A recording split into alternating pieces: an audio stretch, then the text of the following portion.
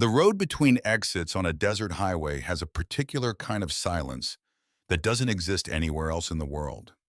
Not the silence of a library or a church or an empty house. Something older than any of those. Something that existed before anyone thought to name it. The silence of flat land stretching in every direction until it meets a sky so wide and blue it looks painted, and the only sound is the sound of your own engine, and even that feels like it belongs to the landscape more than to you. Cole Decker had been riding into that silence for 30 years. He was 60 years old on a Tuesday in October, and he looked it in the way that certain men look their age without apology. Silver at the temples, crow's feet earned through squinting into sun and wind, and the particular brightness of desert light that has no mercy. Broad through the shoulders still, hands that had done real work and showed it. He wore the years the way a good leather jacket wears road miles, not despite them, but because of them, each one adding something rather than taking it away. His Harley was a 1987 Heritage Softail Midnight Black with a thin red pinstripe running the length of the tank. Custom handlebars set just the way he liked them after 2 decades of adjustment. A crack in the left mirror that had been there so long it had stopped being a flaw and become a feature the way scars do. He had bought her off a man in Tucson in 1996 and put nearly 200,000 miles on her since, and in all that time he had never once left her on the side of a road. He had left other things on roadsides. That was a fact he lived with. Behind him, Frank Burrell rode the way he always rode, steady, unhurried, with the mechanical patience of a man who had spent 40 years working with engines and understood that the difference between a machine that lasts and a machine that doesn't is almost never dramatic. It's maintenance. It's showing up.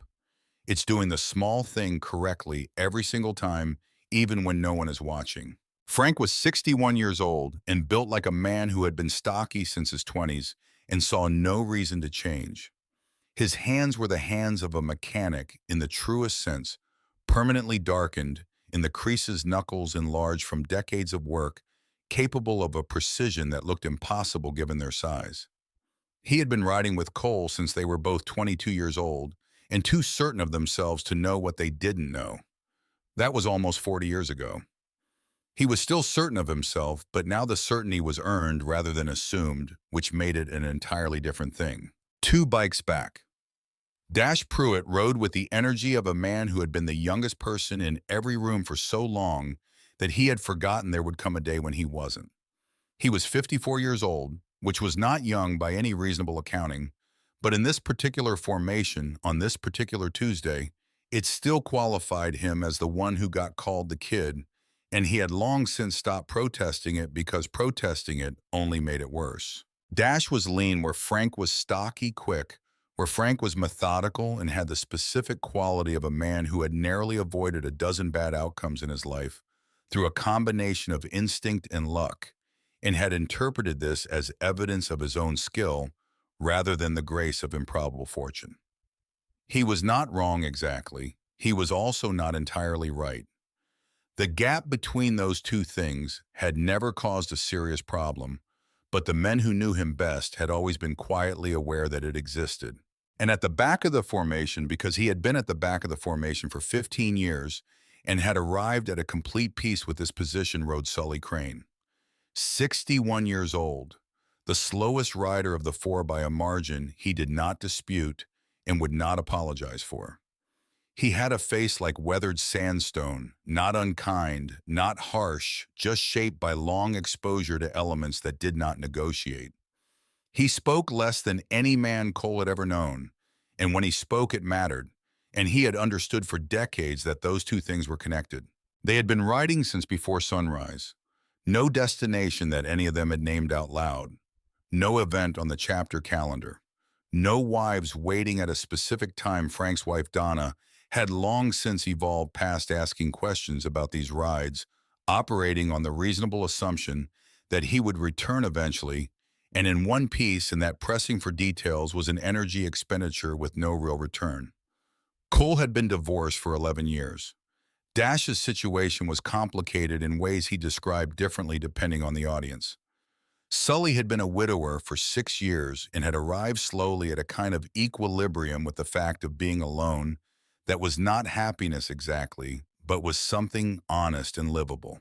You reach a certain age and a certain mile count, and you stop needing a reason to ride. The road becomes the reason. The going becomes the point. There is something in the motion in the specific relationship between a man and a machine in an open highway that produces a clarity unavailable by any other means. The noise of daily life, the accumulated weight of responsibilities and regrets, and the low-grade anxiety of being a person in the world, all of it falls away at speed in a way that nothing else quite manages. They had all been chasing that clarity for 30 years. They were still finding it. That was enough. Cole pulled off the highway at 3:47 in the afternoon. The diner sat between two exits in the way of establishments that have decided the highway itself is their location, needing nothing more specific. A flat-roofed building, the color of old bone. A gravel parking lot with faded lines. A sign that had lost two letters at some point and hadn't replaced them. A single large window across the front through which you could see the counter and the booths, and the pale rectangle of a television mounted too high on the wall. He cut the engine. The Heritage Softail ticked beneath him as it cooled, a sound he had heard so many thousands of times that it had become a form of punctuation in his life. The sound that meant arrival, that meant stop, that meant here is where we are for now. 40 minutes, he said, coffee and whatever's hot. Nobody argued. The inside of the diner was exactly what the outside had promised, which is its own form of integrity. Booths upholstered in cracked vinyl the color of dried mustard. A counter with 8 stools, 5 of them occupied by men who looked like they had been there long enough to qualify as furniture. A pie display case with exactly 2 options rotating slowly behind smudged glass. The television above the counter was showing a news channel with the sound turned all the way down, which was the correct decision. A ceiling fan turned slowly over the counter, serving primarily a decorative function. Cole slid into the largest booth. The others settled in around him with the automatic ease of men who have been eating in booths together long enough that the geometry of it requires no discussion. Frank on his left, Dash and Sully across. The table wobbled when Dash rested his forearm on it, and nobody commented on this because it was not worth commenting on. Classy joint, Dash said. You want classy, go home, Frank said without looking up. I just want coffee that doesn't taste like it was made during the previous administration. You're 54 years old. You have been drinking bad coffee your entire adult life. That's why I'm an expert. Sully was reading the menu with the focused attention of a man who takes all decisions seriously up to and including what to order at a roadside diner on a Tuesday afternoon in October. That was when she walked over. She was 23 years old, though she looked younger in the flat afternoon light coming through the window. Blonde hair pulled back in a ponytail, the particular ponytail of a woman who works on her feet for 8 hours and has made peace with the fact that practicality and style are not always compatible. She moved with the efficiency of someone who has learned through repetition exactly how many steps it takes to get from the counter to the booth and back and wastes none of them. She had a strong jaw, the kind that reads as stubborn before you know anything else about a person. She dropped 4 menus on the table without ceremony. Coffee to start, she said. It was not quite a question. 4 Cole confirmed. You want the kind we made fresh 20 minutes ago, or the kind that's been sitting since this morning? Frank looked up from his menu. There's a difference. There is if you ask, right? Frank studied her for a moment. The fresh kind. Please. She wrote it down, which surprised all of them mildly. Most places like this, the order went directly from mouth to memory. She disappeared behind the counter. The 4 men sat without talking. This was normal. This was one of the primary features of spending 4 decades in close company with the same people. The silence stops being empty and starts being full. You earn that kind of quiet. It takes time and shared miles, and the specific trust that comes from having been through things together that you don't fully explain to people who weren't there. Sully put down the menu. I'm getting eggs. It's 4 in the afternoon, Dash said. Eggs don't observe a schedule. That's the saddest thing you've ever said. I've said sadder. No one disagreed with this. She came back with a coffee pot that was visibly fresh, the color right, the steam real, and 4 mugs that she set down in the efficient sequence of someone whose hands know the job without requiring much input from the conscious mind. She poured with the steady pour of muscle memory. She set the pot down on the edge of the table, and she glanced out the window. It was the kind of glance that happens between tasks when the eyes drift because the brain has moved slightly ahead of the hands and is waiting for them to catch up. Automatic, unconscious. Her eyes moved across the gravel parking lot the way eyes do when they are not looking for anything in particular. Then they stopped. She was looking at Cole's bike, the 1987 Heritage Softail, midnight black, thin red pinstripe along the tank, custom handlebars, the cracked left mirror. She stood with the coffee pot still in her hand and her eyes on the bike, and something moved across her face. Recognition reaching for a memory it couldn't quite place, the way a familiar smell pulls at something you can't name. Her hand stayed on the last mug a half-second longer than it needed to. My dad had a bike exactly like that one. She said it the way you say something that is simply true. Not with drama, not with weight, just as a piece of information that seemed worth sharing. The way you'd say, my uncle has a truck like that, or I used to have a jacket that color. Casual. Conversational. The thing a person says to fill a moment between the coffee pour and the taking of the order. Cole put down his mug. The sound of the diner, the low murmur of the counter, the weatherless drone of the muted television. The particular acoustic texture of a room full of people having unremarkable afternoons seemed to pull back from the table. Not vanish, just recede. The way sound does when something closer demands your full attention. He looked up at her. What did you say? The directness of his tone surprised her. She was accustomed to small talk landing in the middle distance, acknowledged and then released. She was not accustomed to it landing like something solid dropped from a height. She met his eyes. I said my dad had a bike like that, the Heritage Softail. Same year, I think. Same color, even the red stripe. She nodded toward the parking lot. He used to say he'd never sell it. Said it was the one thing in his life he got exactly right. The table had gone very still. Frank had stopped moving entirely the way he stopped when something mechanical had just revealed itself to be more serious than it first appeared. Dash looked at Sully. Sully looked back at him with an expression that said, yes, I am seeing what you are seeing, and I don't know what it means yet either. Cole's jaw had tightened. It was a small movement, and you had to know his face well to read it, but the men at the table knew his face very well indeed. Your father still rides, Cole asked.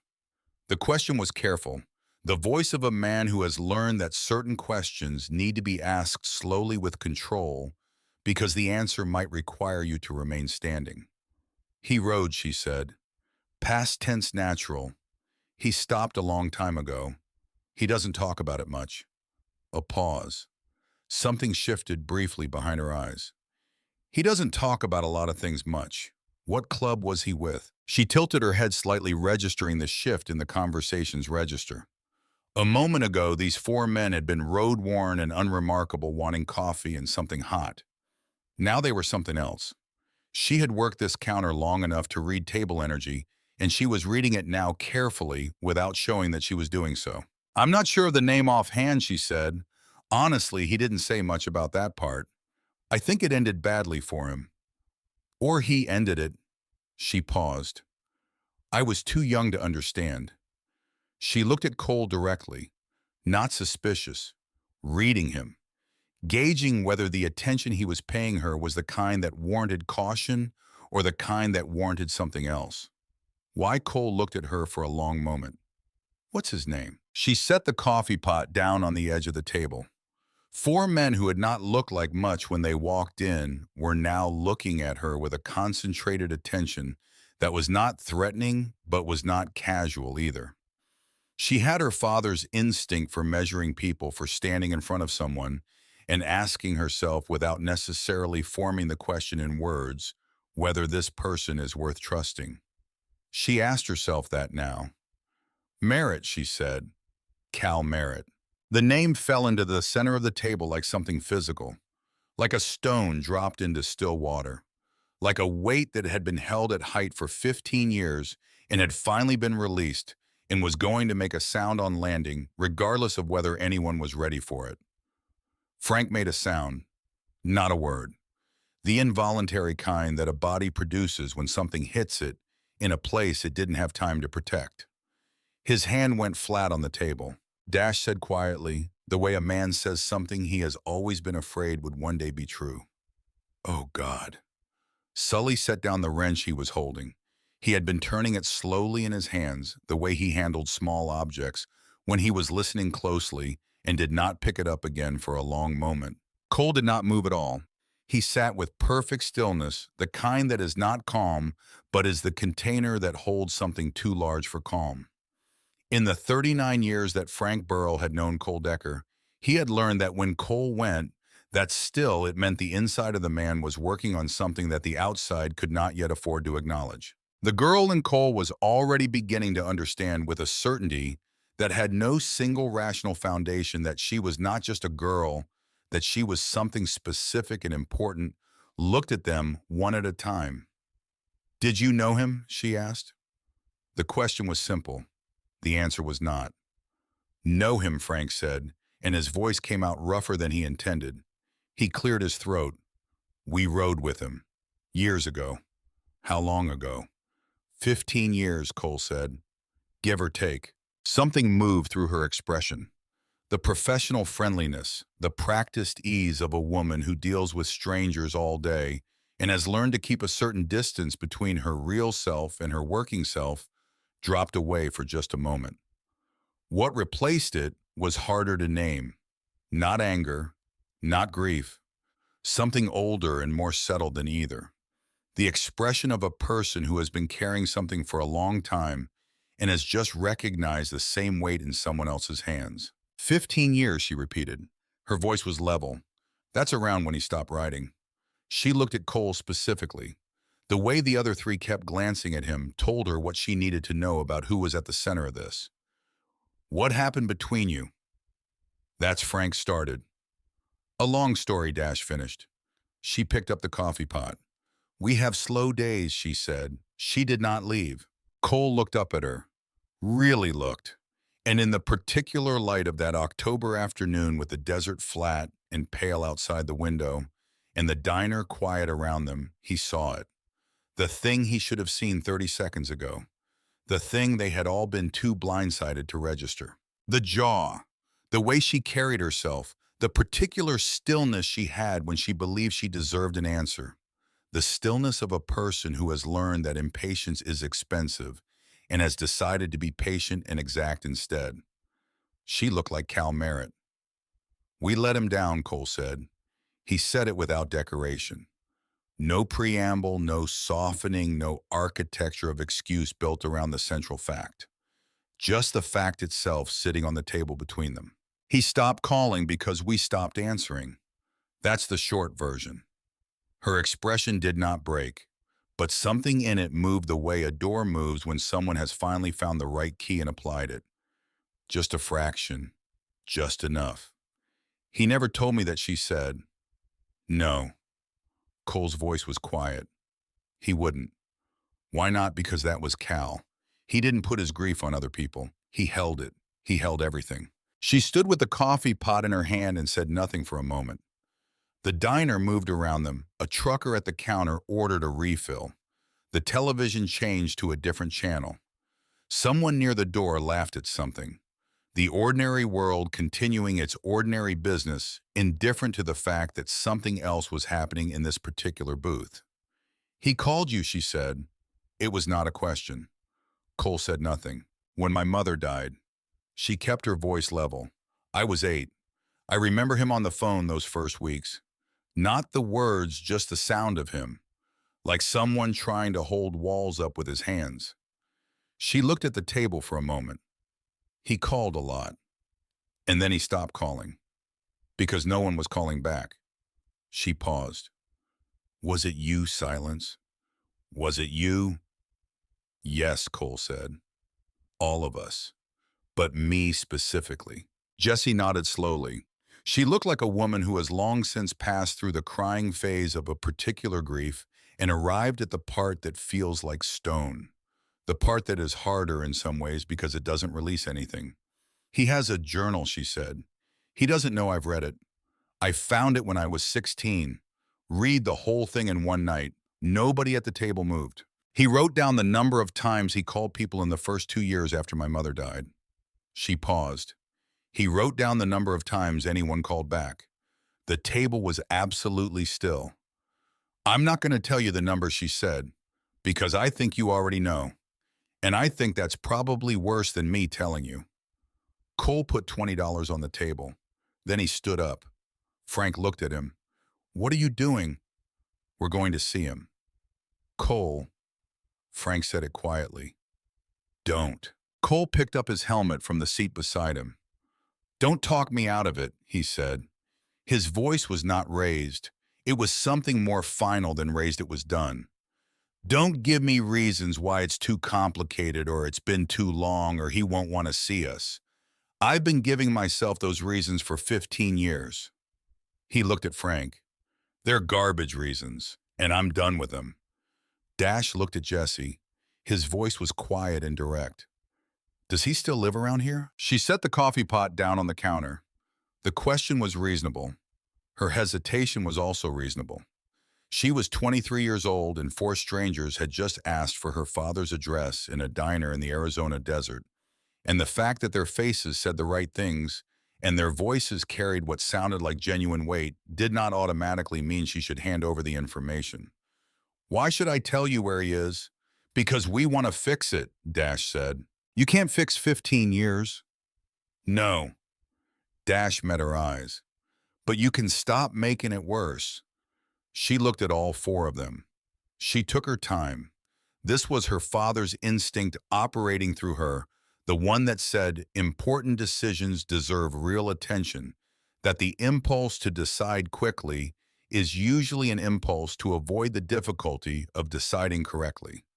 She read Cole last and longest. Whatever she was looking for, she found enough of it. He lives 20 minutes east, she said. Off Route 9. House with the blue mailbox. She paused. He'll probably act like he doesn't care that you're there. Yeah, Cole said. He cares, she said. He always cared. That was his whole problem. Outside, Cole stood beside his bike for a moment before swinging his leg over.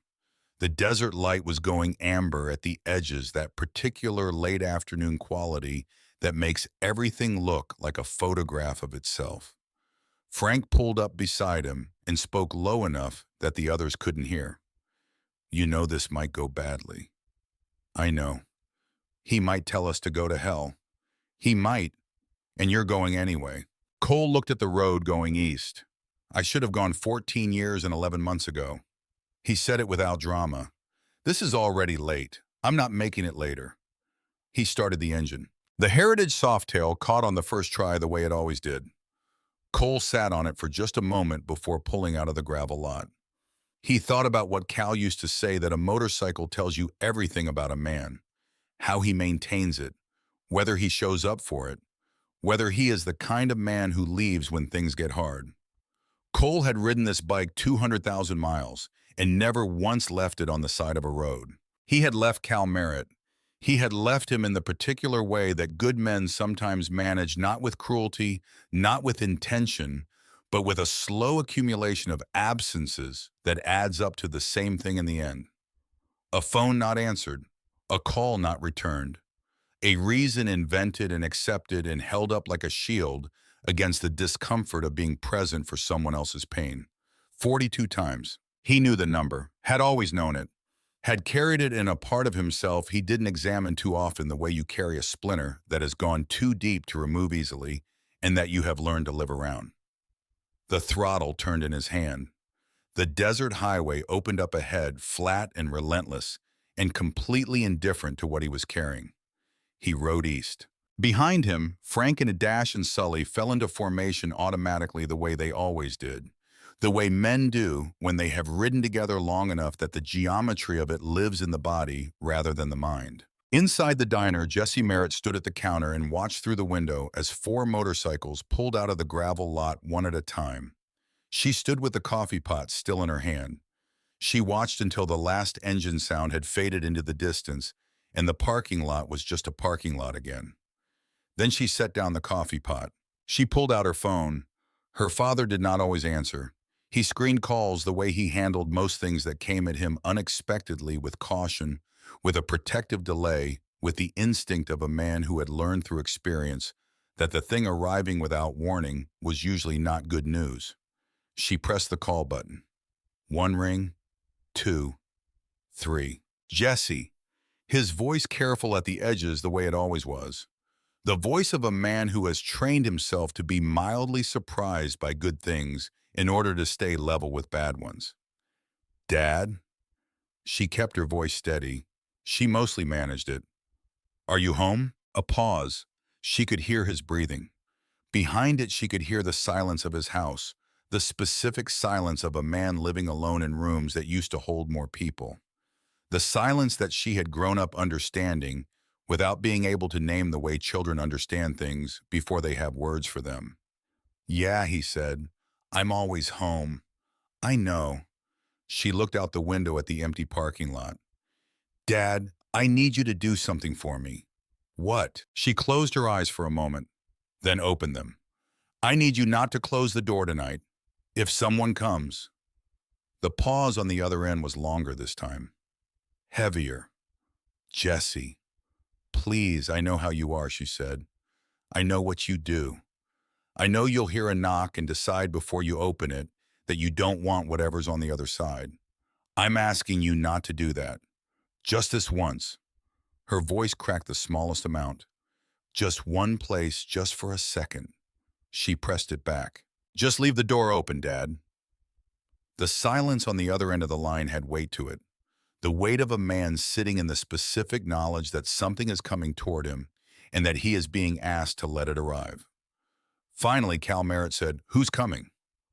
And Jessie Merritt, who had spent 23 years watching her father carry something she could not take from him, said the only completely true thing she had. People who should have come a long time ago. She hung up before he could argue.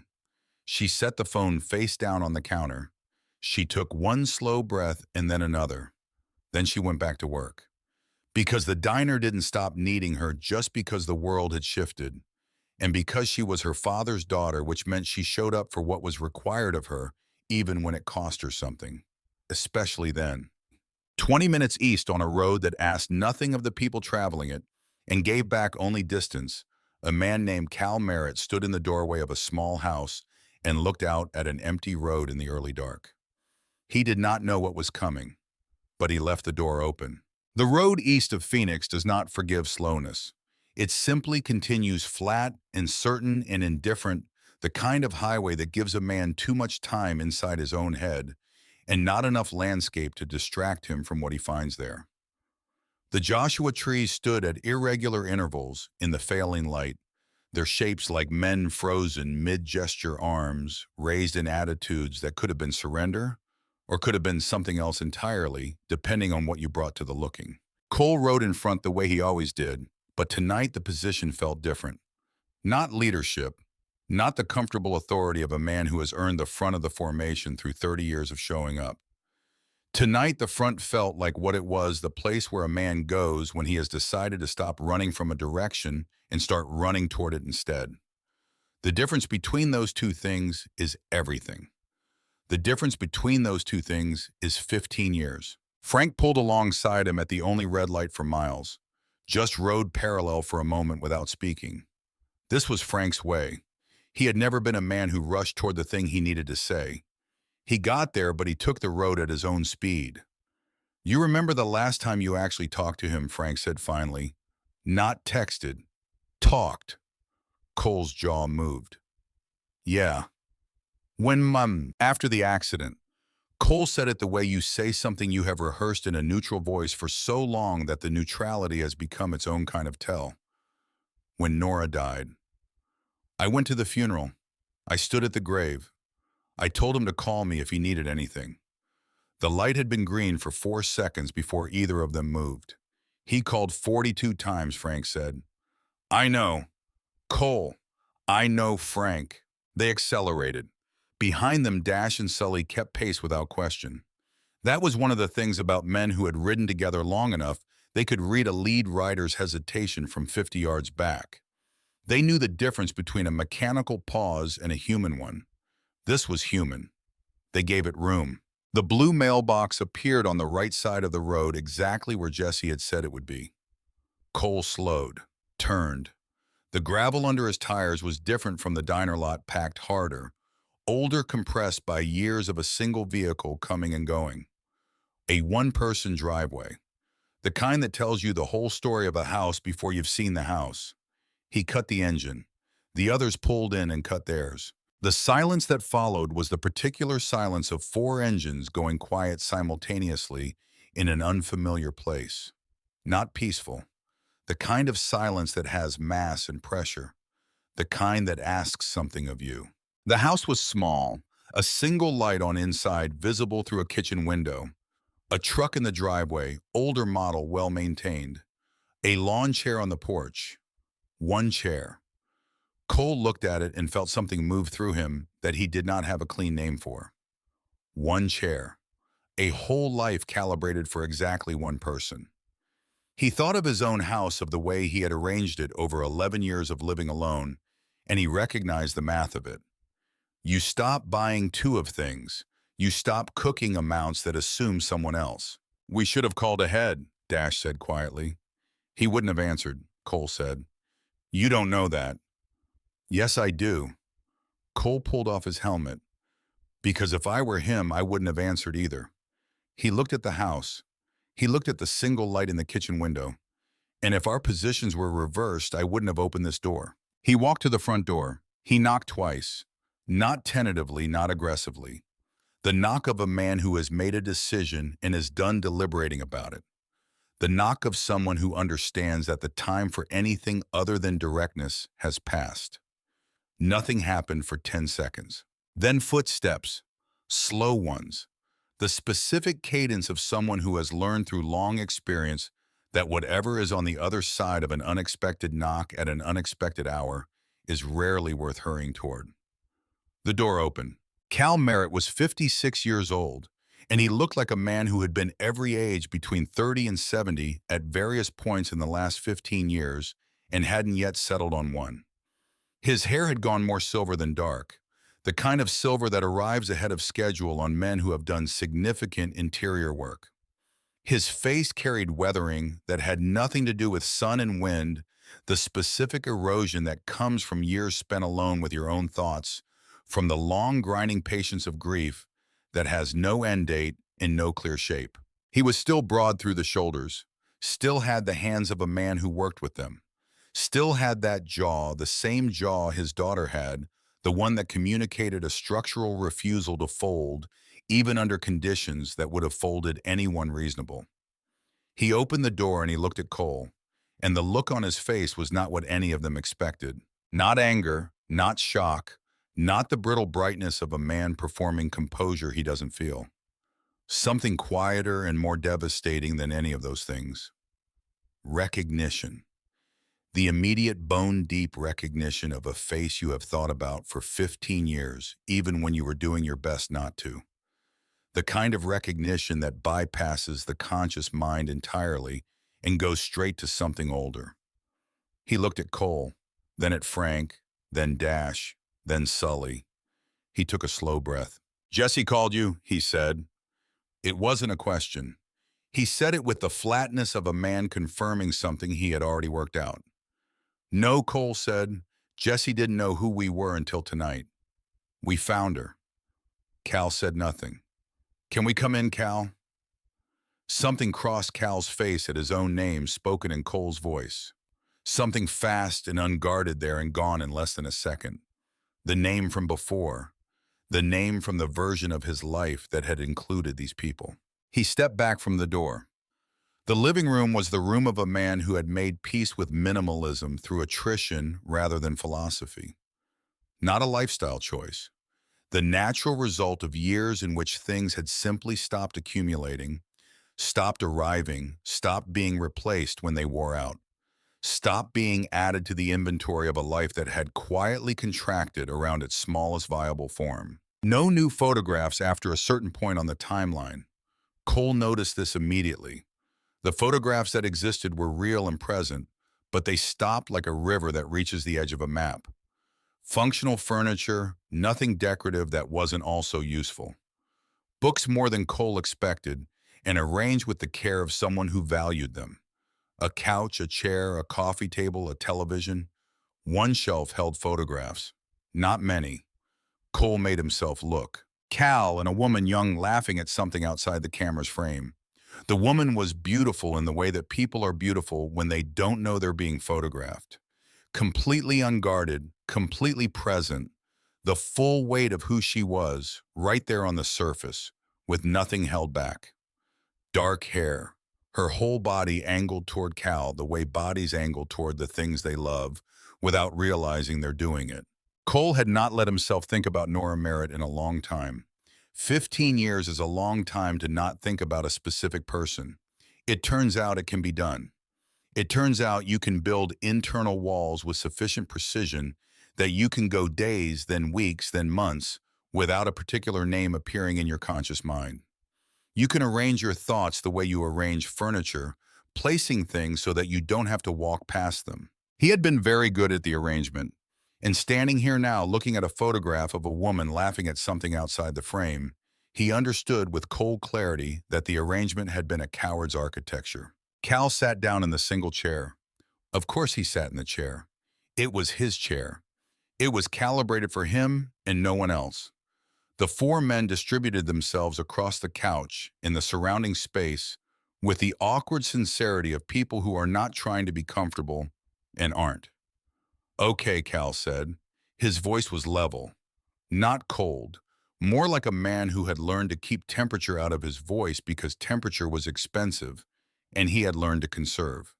Say what you came to say. Cole leaned forward, elbows on his knees. He looked at Cal directly. We don't have a speech, Cal. I want you to know we didn't rehearse this. I can tell, Cal said. We stopped at a diner Jessie was working. She recognized my bike. Something moved through Cal's expression.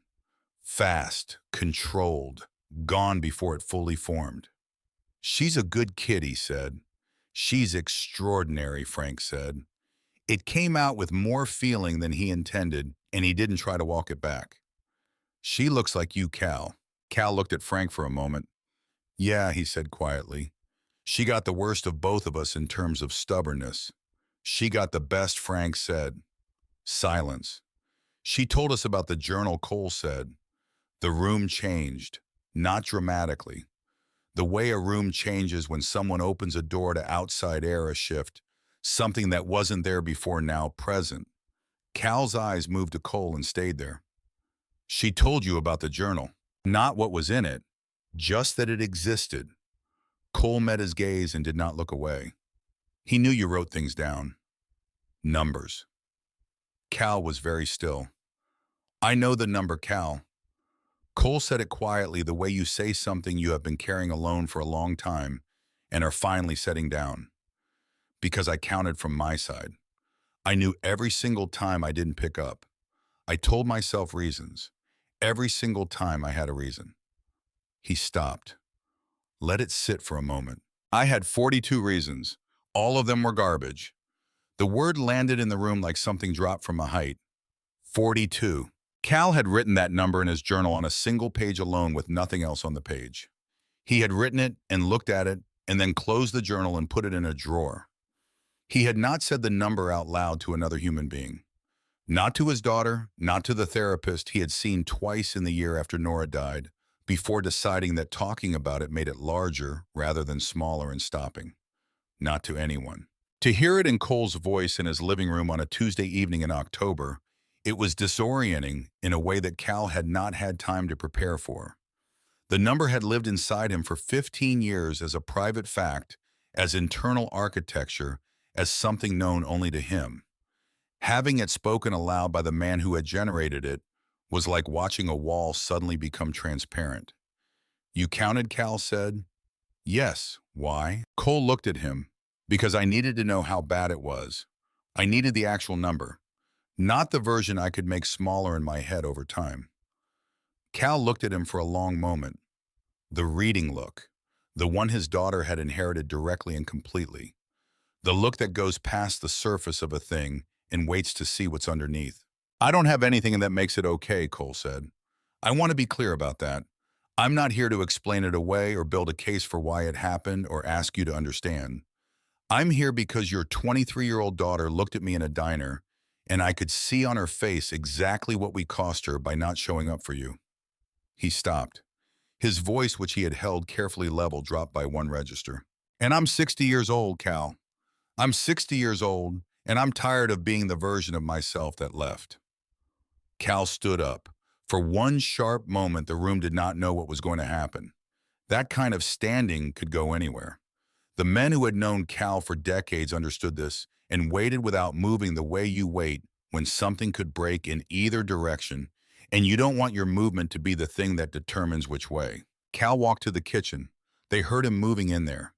A cabinet, water running. He came back with a glass of water just for himself. He sat back down. You want to know what the worst part was? His voice was still level. The controlled level, the one that cost something. Not the silence. I could have survived the silence. People disappear. People get busy. I understand how life works. He set the glass down. The worst part was that I kept making excuses for you. Every single time I called and got nothing back, I told myself Cole is probably dealing with something. Frank's got his own problems. They're not ignoring me. They're just overwhelmed. He looked at the coffee table. I protected you inside my own head for years. I used up a lot of energy protecting people who weren't there. Frank made a sound. Short. Involuntary. You went to prison for us, Dash said. He said it the way you pull a splinter fast because slow is worse. You did 3 years. You never told anyone it wasn't your call. You protected the whole chapter. Cal's eyes moved to Dash. You took the charge, Dash continued. You came out, and Nora was gone, and She didn't get sick, Cal said. Quiet but precise. The precision of a man who has needed to make this correction before, and will make it correctly every time it needs making. She died on Route 17. A pickup truck ran a red light. She wasn't sick. She was there, and then she wasn't. Dash closed his eyes. I'm sorry. I said that wrong. It's all right. It's not all right. No, Cal said. But it is what it is. The room sat with that. Then Sully, who had said perhaps 8 words since they walked in, said something. He said it the way he said everything, without announcement, without performance, placed carefully into the silence, like a tool set down on a workbench. I called you once, Sully said, in that whole first year. Once. Cal looked at him. You told me you were okay. Sully's voice was rough at the edges, the roughness of a man who does not spend words freely and is spending real ones now. You said you were managing, that you didn't need anything. He looked at his own hands. And I believe you, because I wanted to believe you. It was easier to believe you. A pause. I knew you were lying. I knew it the whole time I was on the phone with you. The way your voice had that shape it gets when you're holding something back. I knew it, and I hung up anyway. And I told myself you'd said you were fine, and that was enough. He looked up. I've thought about that phone call maybe 300 times since then. I needed you to hear that from me directly, not through a story somebody told. From my mouth. Cal stared at Sully for a long moment. Something moved in his face. Slow. The movement of something large that has been in one position for a very long time, beginning almost imperceptibly to shift. Then Cal said something that none of them expected. He said it quietly to no one in particular, and to all of them simultaneously, the way a man says a thing he has arrived at alone after years of working it out in the dark. I wasn't only angry at you. I need you to understand that. He wrapped both hands around his glass. I was angry at myself too, for needing people that much, for not being able to just handle it. I'd always been the one who handled things. In the chapter in my own life, I was the one other people called. And then Nora was gone and I couldn't manage my own breakfast, and I hated myself for it. I thought needing people that much was a weakness. I thought a man who had done what I'd done 3 years without complaint, protecting people who didn't know they needed protecting, I thought that man should be able to handle his own grief. He looked at the table. Part of me was relieved when the calls stopped being answered, because then I could be angry instead of needing. And angry was easier.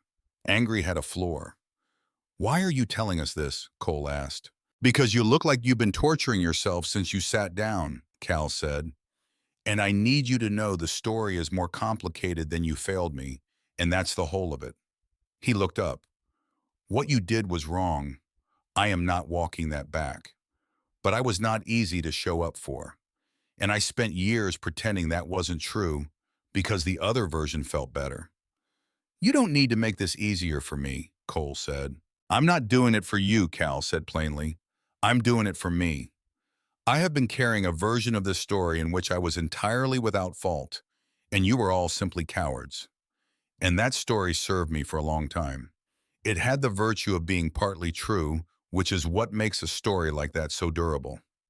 He paused. "But it's not entirely true. And I'm done with things that feel true but aren't." Cole looked at him across the coffee table. The distance between them was 6 feet and 15 years, and a specific number that had been private for too long and was now sitting in the open air between them. "There's something else," Cal said. He said it slowly, the way you say something you have never said to another person. "I called 42 times, and you know what I never did." He looked at Cole directly. "I never showed up. I called. I waited. I got angry when nothing came back. But I never drove to your house and knocked on your door and said I need you in front of me right now in person, not through a phone. I kept my pain at phone distance." He set his glass down. "I've known for a long time why. If I showed up at your door and you looked through the window and decided not to answer if you saw my truck in your driveway and chose not to come to the door, that would have been the end. The actual end. Not the slow end that the unanswered calls were, but the sudden kind. The kind you can't walk back from. Calling was safer. Not answering a call leaves room. Closing a door in someone's face does not." He looked at Cole. "I chose the option that preserved the possibility, even when the possibility was getting smaller every time. The honesty of it moved through the room the way real honesty does not. Comfortably, not easily, but with the authority of something that is simply true and knows it doesn't need permission to exist." Cole sat with it, let it land completely. "That's fair," he said finally. "It's not fair," Cal said. "It's just true. Fair has nothing to do with it." The room breathed. Then Frank leaned forward. His voice was careful. "Let us look at the bike." Cal went still. "I know about Hector," Frank said. "Jessie mentioned it. Said you hadn't started it. She mentioned it. She said you couldn't sell it." Frank looked at him directly. "I'm not asking you to ride it. I'm not asking you to do anything you're not ready for. I just want to look at it. That's all tonight." Cal looked at Frank for a long moment. Outside, the desert had gone fully dark, the way desert dark goes completely without gradation, the stars arriving all at once, as if they had been waiting just off stage. The single porch light threw its small circle onto the gravel. Somewhere out on the highway, a truck downshifted, and the sound traveled across the flat land like a voice calling from a long distance. Cal stood up. He walked down the hallway. A door opened, the garage door, from the sound of it, heavier than an interior door, with the specific resistance of something that hasn't been used often. Then silence. For nearly a full minute. Then he came back. He was holding a helmet. It was the kind of vintage that happens not by design, but by duration. A helmet that had started as equipment and become something else through sheer accumulation of time and meaning. Painted by hand along the sides, white flowers with yellow centers on a dark background, each one careful, each one deliberate. The kind of careful that takes hours and means something that cannot be purchased. The last several flowers were genuinely beautiful. The first few had the quality of a person figuring something out in real time. The brush strokes, uncertain, the proportions slightly wrong in the way of a person who is learning as they go and refuses to quit. He stood in the doorway of the hallway, holding it in both hands. His hands were not steady. That was the first time all evening that Cal Merritt's hands were not steady, and every man in the room noticed it, and no one said a word about it. Cole recognized the helmet. He had seen it from road distances in the seat behind Cal on summer rides 15 years ago. He had never registered it properly. You don't register things properly until they become the last version of someone you have. She painted it herself, Cal said. His voice was different. Still controlled, but a different kind of control, the kind that costs more. The kind that is not about appearing unmoved, but about remaining standing. She was terrible at art. She knew she was terrible. She didn't care. A pause. She said if she was going to ride with me, she was going to look like herself doing it. She didn't want someone else's helmet. She wanted one that was hers. Nobody said anything. He walked back to the chair and sat down with the helmet in his lap, both hands around the rim of it, the way you hold something that might otherwise float away. The key's on the hook by the garage door, he said. And that was how it started. The key was exactly where Cal said it would be. A single key on a plain metal hook screwed into the drywall beside the garage door. The kind of hook you put up without thinking about it, intending it for something you'll use regularly. The fact of its continued presence there, the fact that it had stayed on that hook through 15 years of the garage door staying closed, said something that no one chose to say out loud. Cole took it. He unlocked the garage. The door rolled up slowly. The smell hit them before the image. Not rot, not neglect, not the smell of something abandoned. This was different. The smell of a space that had been sealed and maintained. Oil and old rubber, and something underneath both of those things that was harder to name, the smell of time preserved rather than wasted. Of something held carefully in suspension. A room that had been holding its breath. Cole stepped inside first. Under a canvas tarp in the center of the garage, there was a shape. The unmistakable silhouette of a heritage softail, recognizable even under cover, the way a person's shape is recognizable in the dark. The specific geometry of the tank and fenders and engine blocked the particular proportion of that machine, which Cole knew as well as he knew his own. Nobody moved for a moment. Then Frank said, "Someone pull the tarp." Nobody did it immediately. Cole walked forward. He took one edge of the canvas. He pulled. The bike underneath was a 1987 Heritage Softail, identical in year and model to Cole's own. This made sense. They had bought them together, same year, same dealer, the same October afternoon, Cal paying cash because Cal had always been careful with money, and Frank making payments for 8 months because Frank had not. They had ridden them side by side for a decade. They had learned over those years that the bikes had personalities the way people have personalities. Cole's ran hot and needed managing. Cal's was smoother, more patient, more forgiving of the person riding it. Looking at it now, Cole thought that tracks. The tires were flat. The chrome had dulled in places. Surface rust on the exhaust, treatable, not fatal. The leather seat had cracked along one seam, but the frame was solid. The engine from the outside looked intact. This was not a ruined machine. This was a stopped one. There was a significant difference between those two things, and every man in that garage understood it without needing to say it. Frank crouched beside the engine. He didn't touch anything yet, just looked at it with the specific attention of someone who is reading rather than examining. Taking in information, processing it, arriving at a conclusion through the same channels that other men use for language. Fuel line's probably dry, he said mostly to himself. Carburetor needs cleaning. Battery's gone, obviously. But the engine, he put his hand flat against the side of the engine block and held it there. The gesture of a man taking a pulse. "I don't think we've lost the engine." "Can you fix it?" Dash asked. Frank stood. He rolled his neck, looked at the bike again. "One night if we work." The three men looked at each other, then at Cole. Cole turned toward the house. Inside, Cal was still in his chair when Cole came back through the door. The painted helmet was still in his lap. He hadn't put it down. He looked up when Cole came in, the question on his face, not asked but present. "The bike is fixable," Cole said. "Frank thinks one night." Cal's jaw tightened. His hand shifted slightly on the helmet. "You want to fix it tonight?" "We want to." "Yes, if you'll let us." "Why?" Cole looked at him directly. "Because we owe you labor, Cal. We owe you years of it. I know that fixing your bike in one night doesn't clear that debt. I know it doesn't come anywhere close. But it's what we can do right now tonight with what we have. And I would rather do something insufficient than keep doing nothing."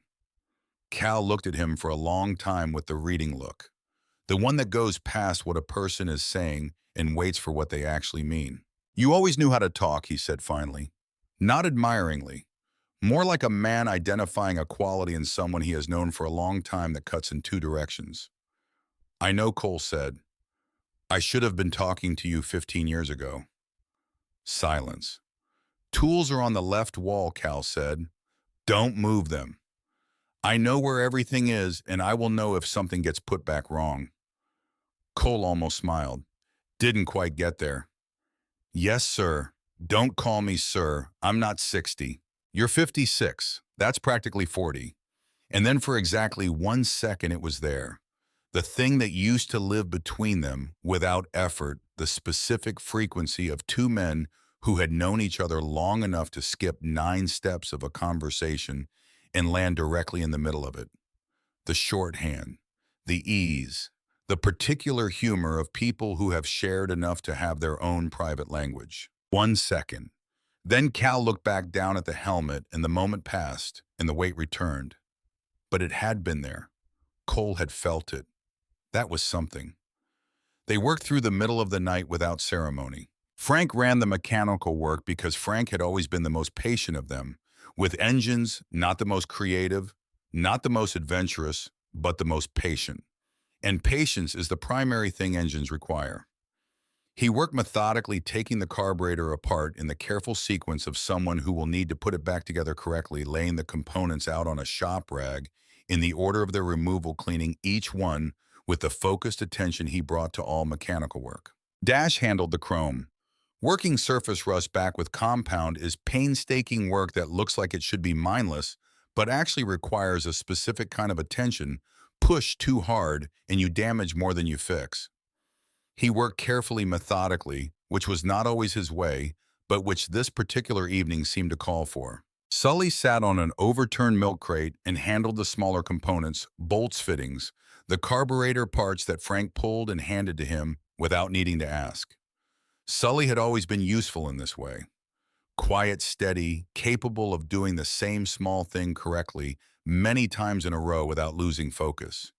His knees made crouching difficult these days, and he didn't pretend otherwise. Cole did something different. Cole replaced the battery, cleaned the terminals, checked the fuel line, and then checked it again. And then he sat on the floor of the garage beside the bike and he talked. He talked to Cal. Not continuously, not in a stream. But every time Cal appeared in the doorway of the garage, which he did periodically through the night, standing at the threshold without coming inside, Cole talked. Nothing heavy at first. Old stories. The kind that living men tell about other living men when they're working with their hands, and the night is long, and the work has created a permission for something. "You remember the rally in Flagstaff," Cole said, not looking up from the fuel line. "When Frank got into an argument with that guy from the Nevada chapter about whose exhaust was louder." From the doorway, Cal said nothing. They ended up doing a back-to-back rev test in the parking lot. Cole continued, both bikes at full throttle, 11 o'clock at night, a beat from the doorway. The hotel manager came out in his bathrobe. He had that small dog with him, Cole confirmed. The dog went completely insane, went after Frank's tire. Frank almost fell over trying not to hit it.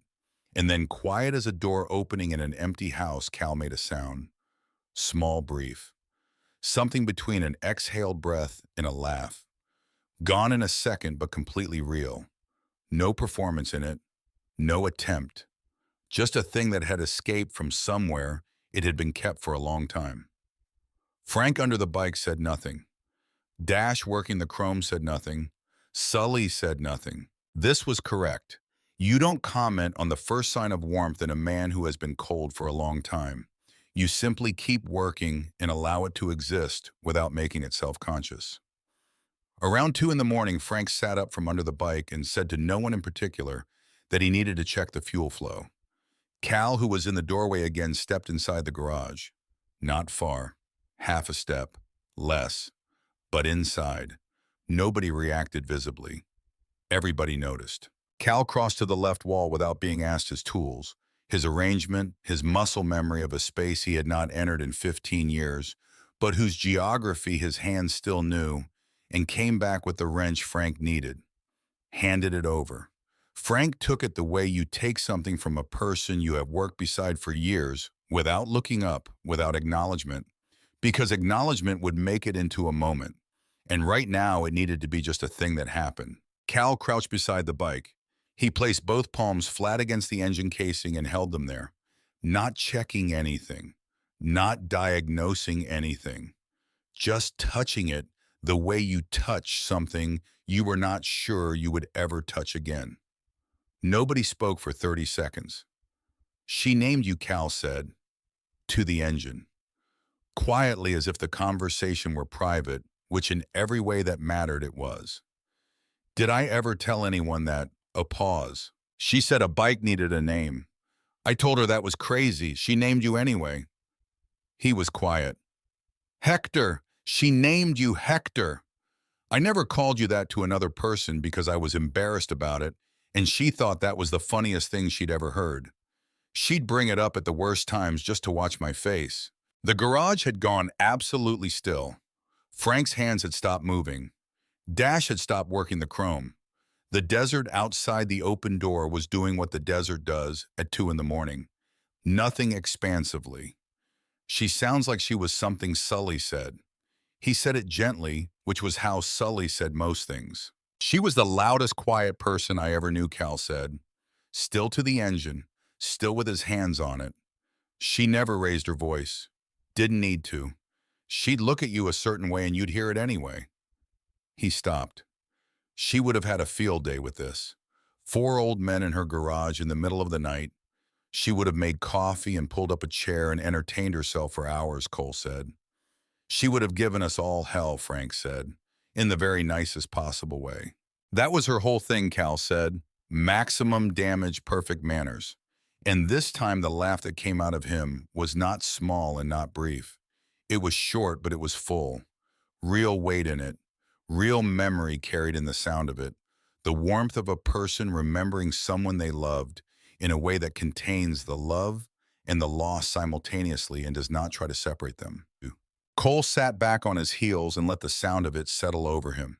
It was something he had not known he needed until he heard it. The sound of Cal Merritt laughing in his own garage at 2 in the morning. It was around 3:30 when Frank stood up, rolled his neck, pressed both hands into the small of his back with the expression of a man who has been lying on concrete and is being honest about the cost of it. I think she's ready, he said. Cal stood up from where he'd been crouching. She won't be perfect, Frank said immediately. I want to be honest with you. She needs more work than one night can give her. The carburetor is clean but needs a proper rebuild, not just a cleaning. The tires need replacing, not just inflating. The clutch cable has wear I don't love. He met Cal's eyes. But she'll start right now tonight. I believe she'll start. Cal looked at the bike. His expression was the expression of a man in whom too many things are happening simultaneously for any single one of them to reach the surface cleanly. You don't have to, Cole said. We can leave it here. We fixed what we could. You don't have to start it tonight. I know I don't have to, Cal said. He didn't move. 30 seconds passed, then 30 more. Last time I heard this engine, he said, not looking at anyone.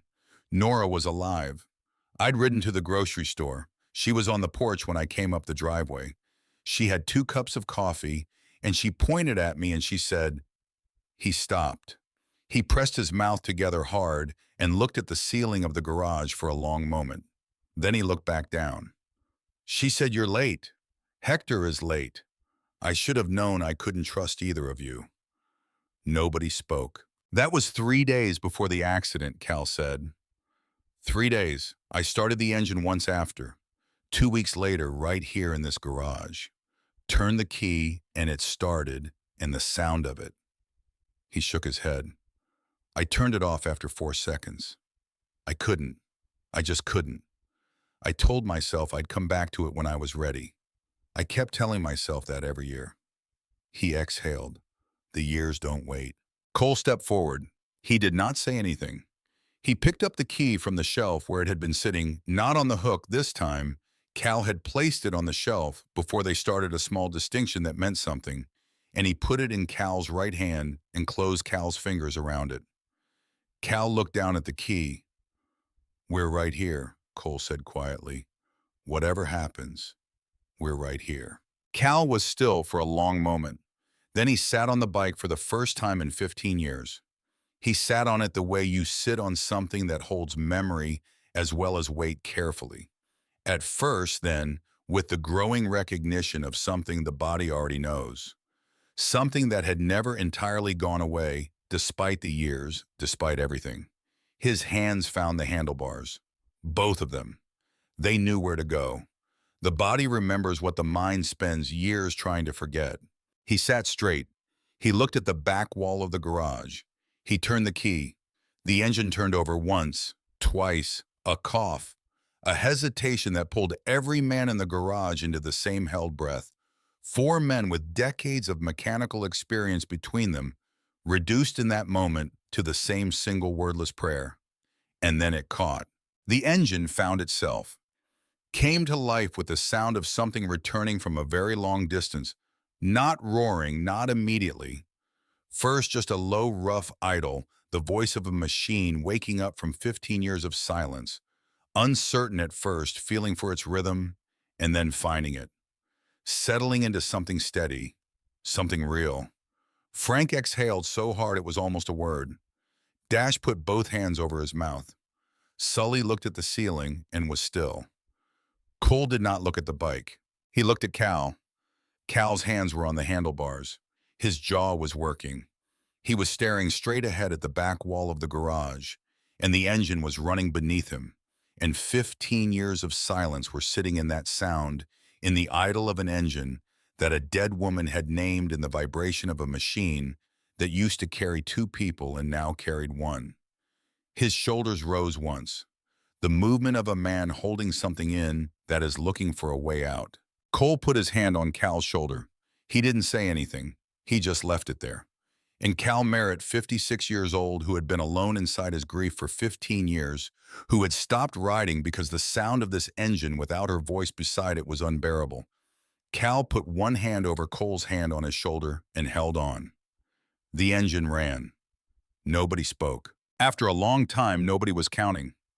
Cal reached forward and turned the key. The engine went quiet. The garage returned to the sound of the desert in the distant highway and 4 men breathing. "I'm not ready to ride it," Cal said. His voice was not steady, and he was not pretending it was. "Not tonight."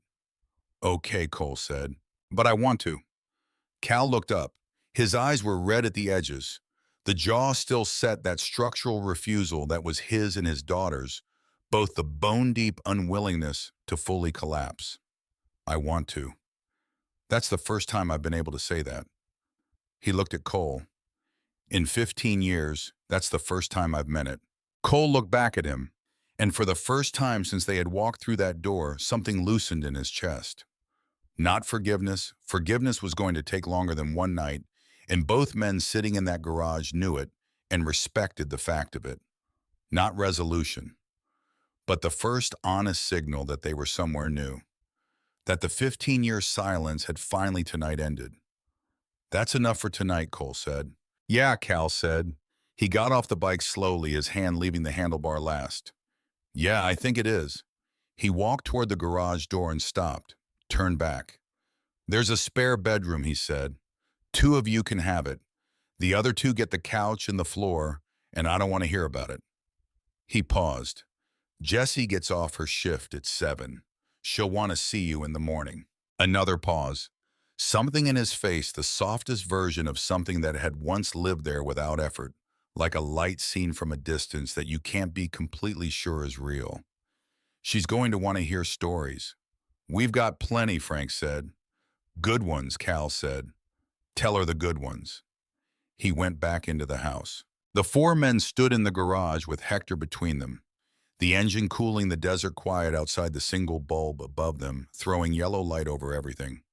None of them said what they were all thinking, which was that they had just witnessed something that could not be undone.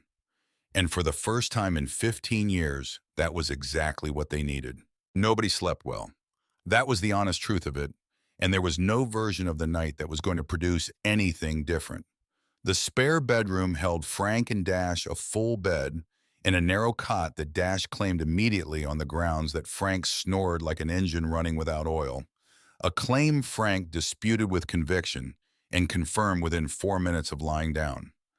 Sully took the couch without complaint or commentary, folding himself onto it with the pragmatic acceptance of a man who has slept in worse places and seen no profit in making observations about any of them. Cole did not sleep at all.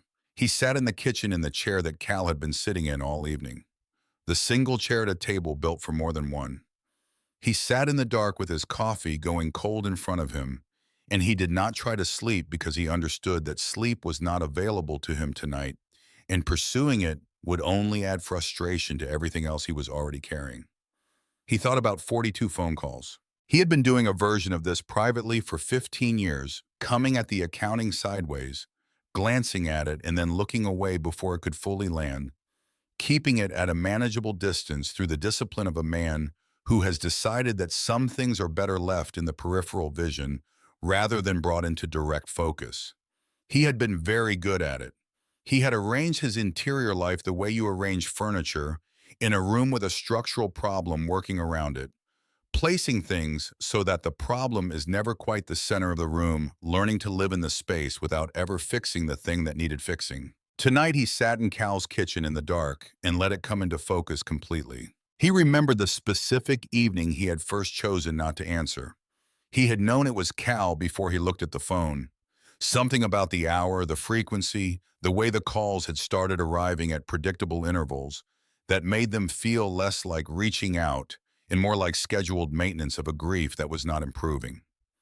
He had been in his own kitchen, his own life with his own problems that felt large enough in that moment, and he had looked at the name on the screen and he had told himself Cal needed space.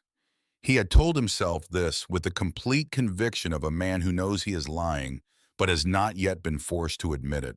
He had set the phone face down on the counter, the first calls he had answered. That was true, and he held on to it. He had gone to the funeral. He had stood at the graveside in November cold and held his arm around Cal's shoulders and said the things that people say at those moments. He had meant every word. The grief had been real. The love had been real. The road to abandonment is paved with genuine intentions. But the calls had started coming more often, then more often still, and Cole had encountered the specific thing he was not built for, not advice or solutions, or the kind of help that has a shape and an endpoint, but simply presence. Simply the willingness to sit on the other side of a phone line and be there while someone was in pain that could not be fixed. Cole had never been built for helplessness. He could walk into a fight without hesitation. He could face physical danger with something that approached calm. But a brother calling from inside a grief that had no floor calling, not because he expected to be rescued, but simply because the sound of another human voice was the only thing standing between him and the full weight of what had happened. Cole had not known how to meet that. He had not known how to be useful in a situation where usefulness was not the point. So he had stopped answering. He had built a story around his absence that sounded, if you didn't examine it closely, like consideration. He had been very convincing primarily because he had needed to convince himself most of all. 42 times. Sitting in Cal's kitchen at 4 in the morning, Cole understood with the clarity that comes from exhaustion and honesty arriving simultaneously that what he had done was a simple failure of a specific kind of courage. The courage required to sit with someone else's pain when you cannot fix it when your presence is the entire point and the entirety of what you have to offer.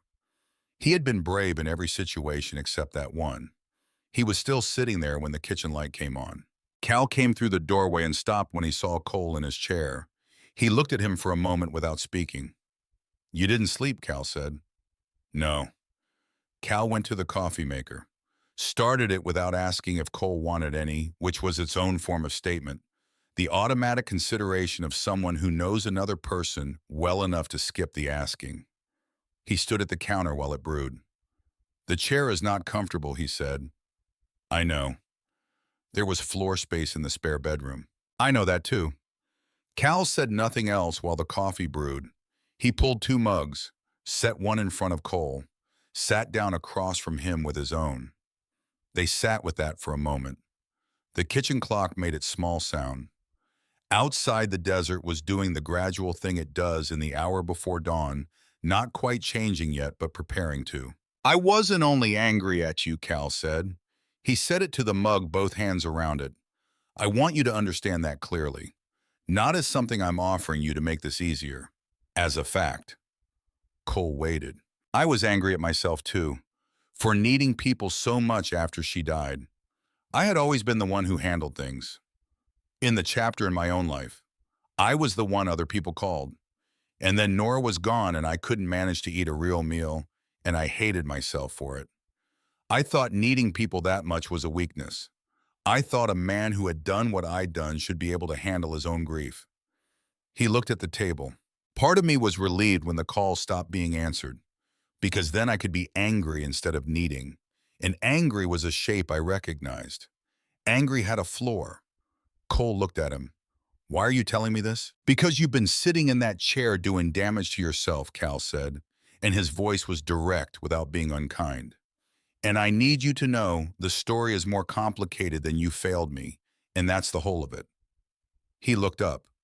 "What you did was wrong. I am not walking that back. But I was not easy to show up for. And I spent years pretending that wasn't true because the other version felt better." "You don't need to do this for me," Cole said. "I'm not doing it for you," Cal said with the same plainness he had used the night before. "I am doing it for me. I have been carrying a version of this story in which I was entirely without fault, and you were all simply cowards. And that story served me for a long time. It had the virtue of being partly true, which is what makes a story like that so durable." He paused. "But it's not entirely true. And I'm done with things that feel true but aren't." The coffee was hot. Cole drank it and sat with everything that had just been said. Then Cal said something Cole had not been prepared for, something that arrived in the kitchen like a draft from a window he hadn't realized was open. "I called 42 times," Cal said. "You know what I never did?" Cole waited. "I never drove to your house. I never showed up at your door unannounced and said, 'I need you to look at me right now in person, not through a phone.' I kept my pain at phone distance." He set his mug down. "I've known for a long time why. If I showed up at your door and you looked through the window and decided not to answer, if you saw my truck in your driveway and chose not to come to the door, that would have been the end. The actual end. Not the slow end that the unanswered calls were, but the sudden kind. The kind you can't walk back from. Calling was safer. Not answering a call leaves room. Closing a door in someone's face does not." He looked at Cole directly. "I chose the option that preserved the possibility, even when the possibility was getting smaller every time." Cole sat with that for a long time, long enough that the sky outside the kitchen window had begun to change the first gray differentiation between the horizon and the dark above it that announces the day is coming, whether or not you finished with the night. "I would not have closed the door," Cole said finally. Cal looked at him. "If you had shown up, if you had driven to my house and knocked, I would not have closed the door." He held Cal's gaze. "I want you to know that. I know it doesn't change anything that happened, but I want you to know it." Cal was quiet for a moment. Then he said, "No, I believe you." He picked up his mug. "That almost makes it worse." "Yes," Cole said. "It does." They sat together in the kitchen as the desert light came up slowly outside the window, clean and pale and without mercy, illuminating everything it touched with equal precision, making no allowances for the things people would rather leave in the dark. Jessie arrived at 7:14 in the morning, still in her diner uniform from the closing shift, her ponytail less neat than it had been the previous afternoon. She came through the front door without knocking, the way a person moves through a space they have a key to and a responsibility for, and stopped when she found four unfamiliar men distributed around the living room in various states of half sleep and full coffee. Dash was upright on the couch with his eyes open and his brain visibly not yet running. Sully was folding the blanket he had used with the precise tidiness of a man raised to leave every space better than he found it. Frank emerged from the hallway looking like a man who had slept 3 hours on a cot and had made a private decision not to complain about it. Jessie looked at all three of them. Then she looked at her father, who was standing in the kitchen doorway. "You let them stay," she said. "They fixed Hector," Cal said. Jessie went very still. She looked at the doorway to the garage hallway. "They fixed the bike." "Frank did most of it," Cal said. "I'm just telling you the truth," I heard that Cole said from the kitchen table. "I know," Cal said. "I said it anyway." Jessie stood in the middle of the living room and her face did something complicated. The kind of complicated that happens when you have been hoping for a specific thing for a long time and the thing has actually arrived and you discover that hope and arrival are not the same emotional experience. Hope is a managed thing. Arrival is not. Her eyes went bright. She pressed her lips together with the precision of someone exercising significant control over her own face. "You started it," she asked her father. Her voice was careful. Cal paused for a moment. "Yeah, about 3:30 this morning." Jessie looked at the ceiling briefly, the gesture of someone asking a fixed point for structural support. Then she looked back at her father and said in a voice she had clearly worked to make level, "How did it sound?" Cal looked at his daughter for a moment. Something moved through his face that was too large and too private to name. "Like coming home," he said. "It sounded like coming home." Jessie nodded once precisely. Then she walked into the kitchen and started making breakfast because she was her father's daughter. And when things became emotionally large, she defaulted to practical action, and there were 6 people in this house who had not eaten a real meal since the previous afternoon, and someone needed to address that. Breakfast was the first ordinary thing that had happened since the gravel parking lot of the diner. Scrambled eggs, toast coffee, in whatever mugs were clean. Jessie cooked with the authority of someone who feeds people for a living and has long since stopped thinking consciously about the mechanics of it.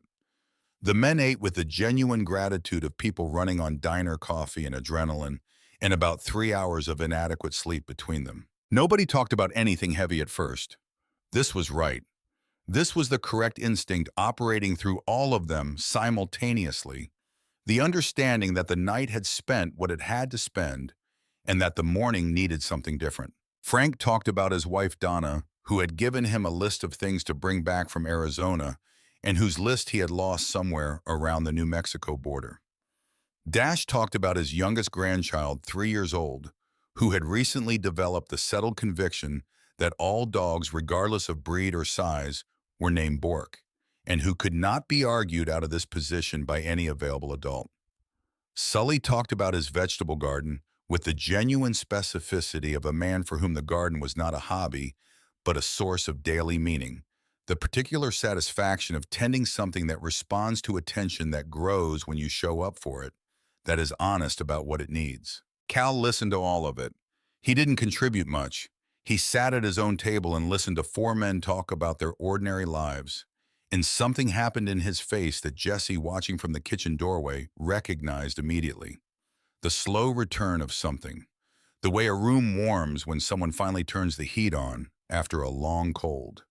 Not immediately, not dramatically, but gradually, and then undeniably.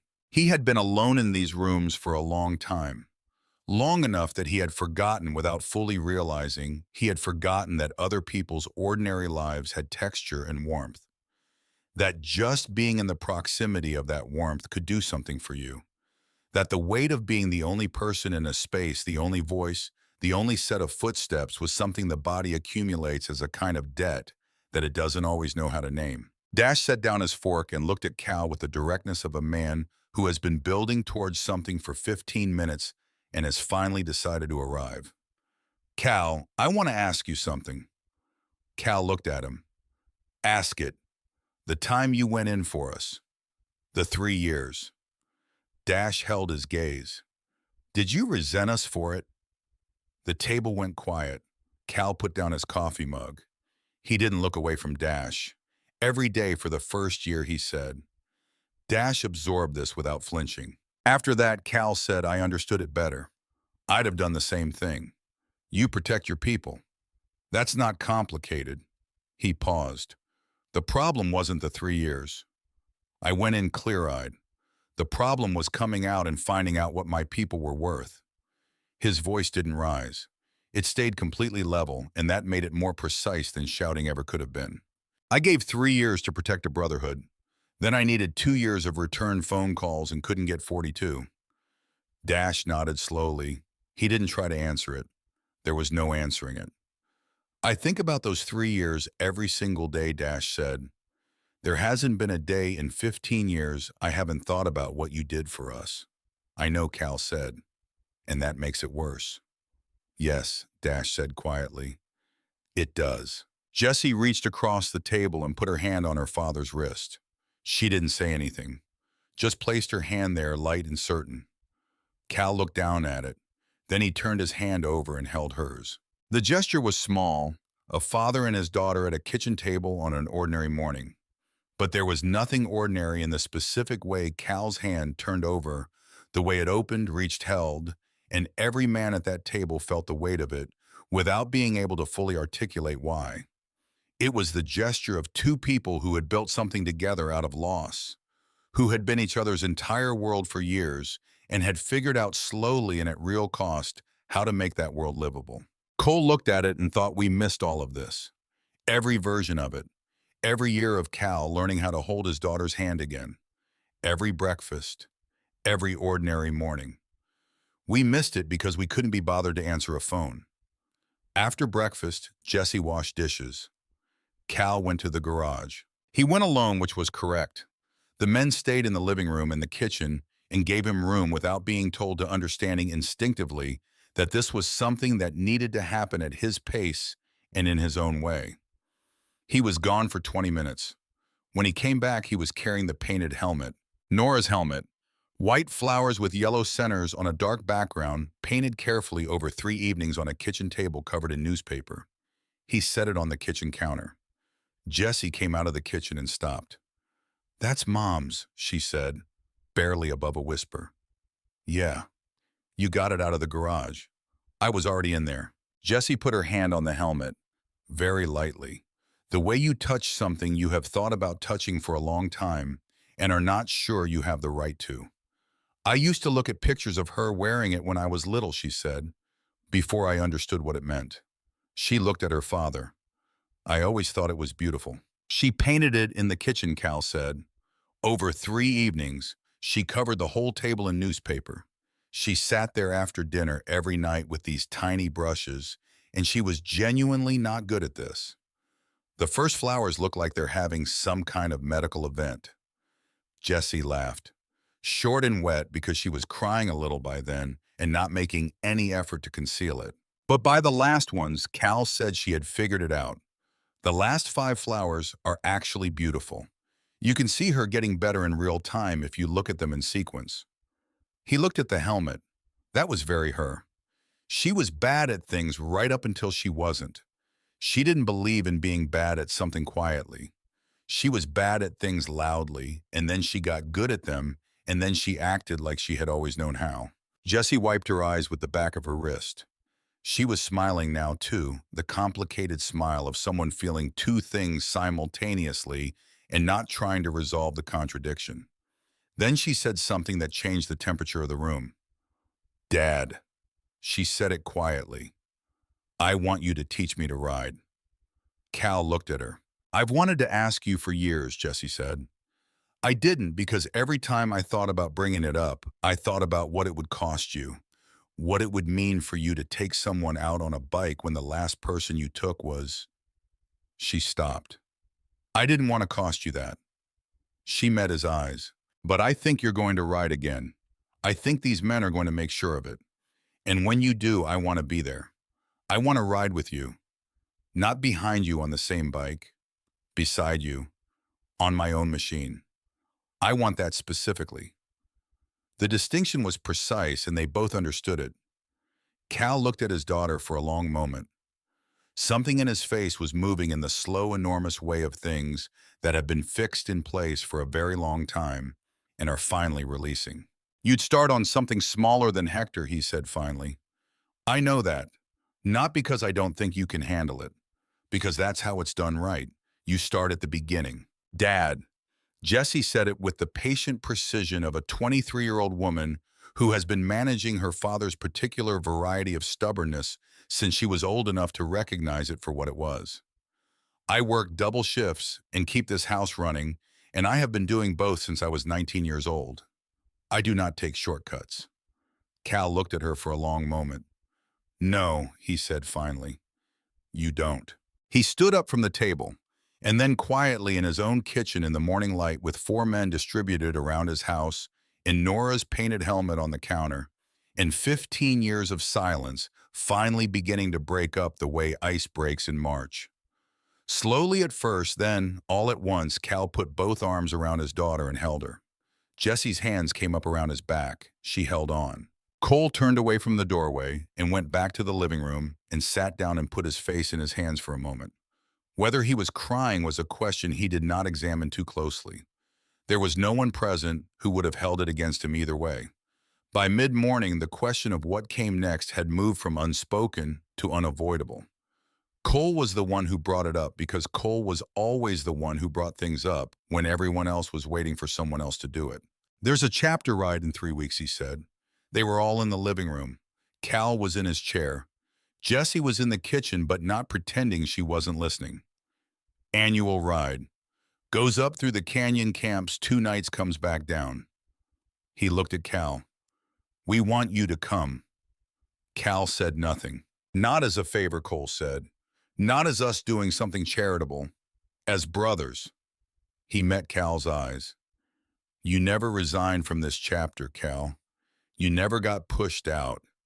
You're still on the books as an active member, which means the ride is yours as much as it's ours. It always has been. Cal looked at him. 3 weeks, he said. Hector needs more work before she's road ready, Frank said, honest in the way he was always honest about mechanical matters. 3 weeks is enough time if we come back next weekend and finish the job properly. You'd come back, Cal said.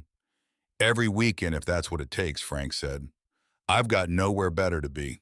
His wife, Donna, would have had specific opinions about that statement, and Frank was aware of this, and he meant it anyway, and everyone in the room understood both things simultaneously. Cal looked at Jessie in the kitchen doorway. Jessie raised her eyebrows at him. The particular eyebrow raise that communicated without requiring words, do not use me as a reason to say no to this. Cal almost smiled. The shape of one arrived on his face and then retreated without completing itself. 3 weeks, he said. Hector needs to be road ready. Hector will be road ready, Frank said. The tires. New tires next weekend. The carburetor needs a proper rebuild, not just a cleaning. Frank cut him off. Not unkindly. Gently and with absolute certainty. I have rebuilt more carburetors than you have had proper meals in the last decade. The carburetor will be fine. He looked at Cal directly. Say yes. The room waited.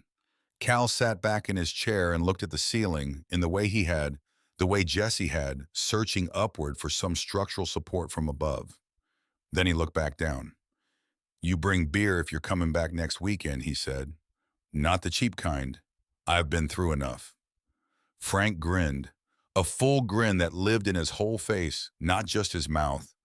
The grin of a man who has been waiting a long time for something and has just been told it is coming. Done. And someone calls ahead next time, Cal said. You don't just appear in a person's driveway. We'll call, Cole said. He paused. And you tell the chapter whatever version of this you want to tell them, however you want to frame it. But whatever you say you tell them, Jesse found us. Not the other way around. He glanced toward the kitchen. She gets the credit. From the kitchen without turning around, Jesse said, I'm writing that down. Cal looked at Cole.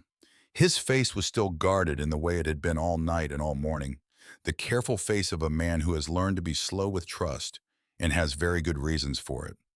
But underneath that running, beneath the caution, like water moving under ice, something was happening. Something that had been still for a very long time was beginning to move. 3 weeks, Cal said quietly, to himself as much as to anyone. 3 weeks, Cole confirmed. Outside the desert, morning was getting loud the way it does when the temperature begins to climb and the world reminds you it is awake. A hawk turned in wide circles above the scrubland south of the house. Somewhere out on the highway, a truck engine, the ordinary sound of the road doing what it always does. Existing, continuing, waiting with complete indifference for whoever was ready to come back to it. Cal heard it. He heard it, and he did not look away. Frank kept his word. That was the first thing, and it mattered because words kept after a long silence mean something different than words kept under ordinary conditions. The following Saturday, his truck pulled into Cal's driveway at 8:15 in the morning with new tires in the bed, a rebuilt carburetor kit, a replacement clutch cable, and 2 cases of beer that were definitively and demonstrably not the cheap kind. Dash rode in the passenger seat. Sully arrived 11 minutes later in his own truck, carrying a box of his wife Eleanor's homemade pie wrapped carefully in a dish towel, with the expression of a man who had been specifically instructed to deliver it and to accept no refusals on the subject. Cal was already in the garage when they arrived. He had the tarp folded and set aside, folded neatly with the care of someone who had taken time with it, and the side panel of the bike already removed and leaned carefully against the wall. He was crouched beside the engine with a flashlight not working yet, just looking. You started without us, Frank said, reading the garage the way he read everything. Mechanical, taking in the arrangement of things, the state of what had been touched and what hadn't. I started looking, Cal said. There's a difference. Fair enough, Frank set his kit on the workbench. How she looked to you? Better than I thought, Cal admitted. He said it directly without performance as a simple statement of fact. I think you got more right the first night than you let on. Frank shrugged with the modesty of a man who knows exactly how good he is and has never needed anyone else to confirm it. I was tired. I undersold it. Something shifted in Cal's expression, not quite a smile, but the structural suggestion of one the shape a smile leaves behind, even after it has moved on. Yeah, he said, you did. They worked through the morning. The new tires went on with Dash handling the mounting and Cal supervising with the focused attention of a man who has opinions about the correct way to do things to his machine and is not shy about expressing them. The opinions were expressed twice. Both times they were correct. Nobody disputed this. Sully sat on his crate and handed over components when asked and made observations that no one had requested and that turned out to be accurate roughly 60% of the time, which Frank quietly acknowledged was a respectable average. Cole arrived at noon. He came alone. He had a paper bag from a hardware store and a second bag that made a sound when he set it down that confirmed its contents were not from a hardware store. He set both bags down without explaining either and walked directly to the garage and stood looking at the bike. She's coming along, he said. She's getting there, Cal said. Cole reached into the hardware bag and came out with chrome polish and a set of detailing cloths. He sat down on the floor of the garage beside the bike, exactly where he had sat 2 weeks earlier, and began working the chrome. He did not explain what he was doing. He simply did it. Cal watched him for a moment. Then he went back to what he was doing. That was the whole exchange. It was enough. By 2 in the afternoon, Hector was in better condition than she had been in 15 years.